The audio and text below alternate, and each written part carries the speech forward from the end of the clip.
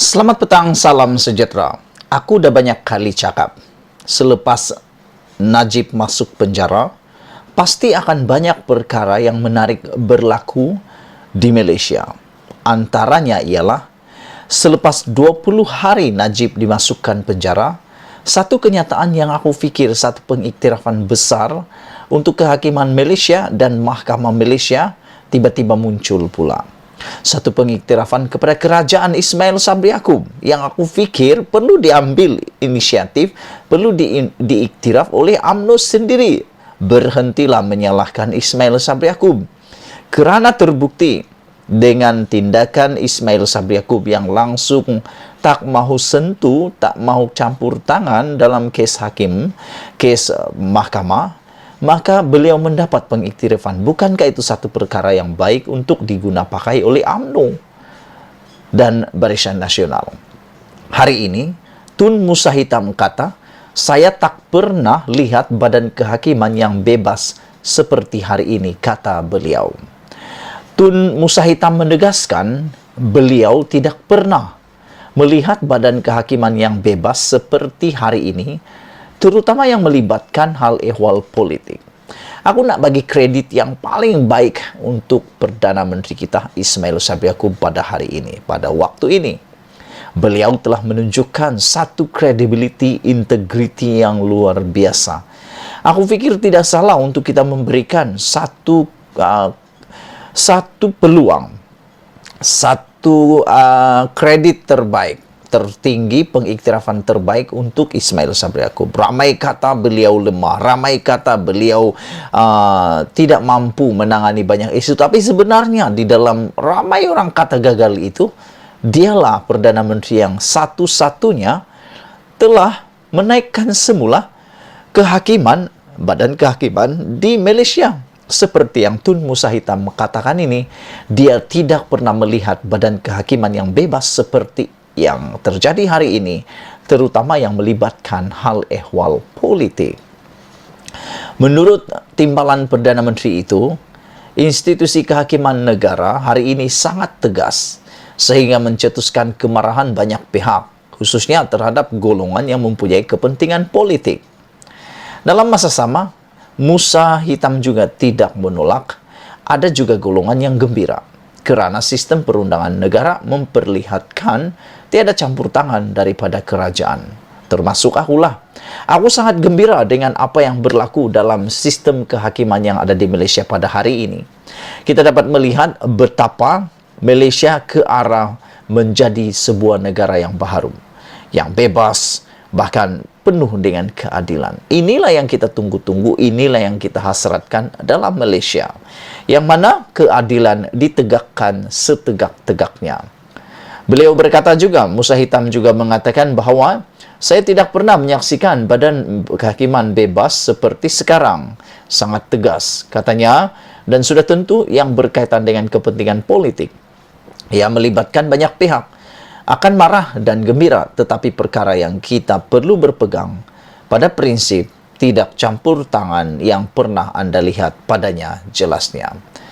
Tun Musa Hitam juga berkata demikian dalam sidang media selepas merasmikan sambutan Hari Malaysia Persatuan Dysleksia Malaysia di Ibu Negara hari ini, pada Khamis. Beliau berkata demikian sebagai mengulas keputusan mahkamah berkaitan dengan kes penyelewengan dana serta rasuah yang menyaksikan beberapa ahli politik dijatuhkan hukuman, termasuklah Rosmah Mansur, dan yang terkini juga Bung Mukhtar diperintahkan untuk membela diri atas kes rasuah. Ini menunjukkan bahawa integriti mahkamah di Malaysia makin hari makin terbaik. Inilah yang kita tunggu-tunggu supaya para pelabur yang ada di luar sana lebih percaya, lebih yakin dengan kemampuan Malaysia, lebih yakin dengan kebolehan Malaysia dalam menangani banyak perkara. Tambah Musa lagi, kebebasan badan kehakiman perlu dipertahankan bagi memastikan prinsip keadilan terus ditegakkan di negara ini. Jika Anda terlibat secara emosi, Anda mungkin tidak gembira, katanya.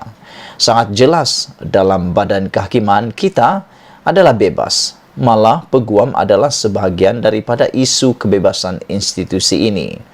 Tetapi bagi saya, setakat ini dalam hidup saya ini tidak pernah sebebas yang saya saksikan dalam hidup saya, katanya lagi. Wow, bayangkan beliau yang menjadi timbalan Perdana Menteri satu ketika dahulu dalam kerajaan Barisan Nasional, tiba-tiba pula mengatakan bahwa beliau tidak pernah melihat kebebasan kehakiman yang pernah ada seperti hari ini.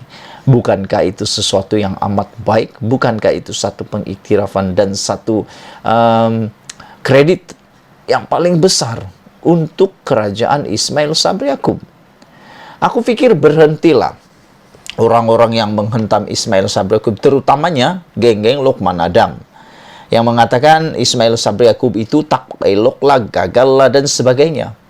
Karena yang dilihat oleh Lokman mungkin emosi, tapi yang dilihat oleh kita semua ialah kejayaan Ismail Sabri Yaakob memulihkan kepercayaan rakyat terhadap kehakiman Malaysia. Selain daripada itu, aku juga melihat Ismail Sabri Yaakob begitu bijak di dalam menangani isu ketidakstabilan politik yang ada di Malaysia. Beliau bukan saja telah membawa UMNO semakin mula disukai oleh orang ramai kerana pembersihan demi pembersihan yang berlaku di dalam UMNO, tapi Ismail Sabri Yaakob juga memperlihatkan bahawa UMNO mempunyai jalan keluar yang baru.